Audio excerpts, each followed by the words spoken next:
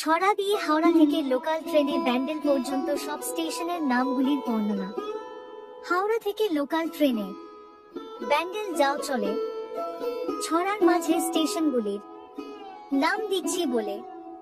খোকা বলছে পাচ্ছে খিদে, দাও মা হালুয়া। মা বলছে অপেক্ষা কর, আসছে লিলুয়া।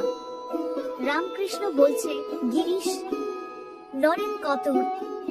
শিষ্য বলে গুরুদেব। মিট্টে বেলুন।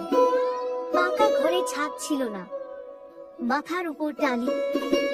খালের জলে ধুলো ময়লা, নামটা হল বালি।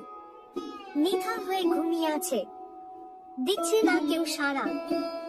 খোকা বলে তবে কি মা, এটা উত্তর পাড়া। কারখানাটা বন্ধ হলো, মালিক এমন কঠোর। মা বলছে খোকা এবার এসেছে হিন্দা মোটর। খোকা মাকে প্রশ্ন করে, এটা মা কোন নগর?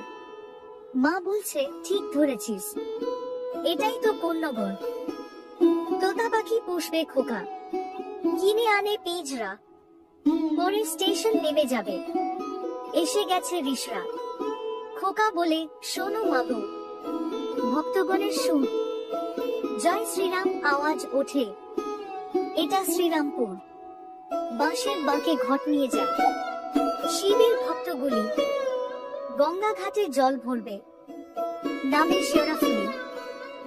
এক সময় ছিল সেথায় বৈদ্যদের ঘাঁটি, তাদের নামেই নাম হয়েছে স্টেশন বৈদ্যবাটি।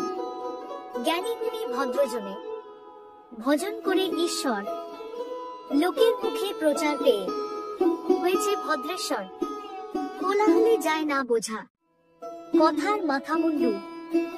হুড়োহুড়ি হকারদের এসেছে মানকুণ্ডু। আধিপত্যে ফরাসিদের বেড়েছিল বহর। গঙ্গা পাড়ে প্রাচীন শহর, নাম চন্দননগর।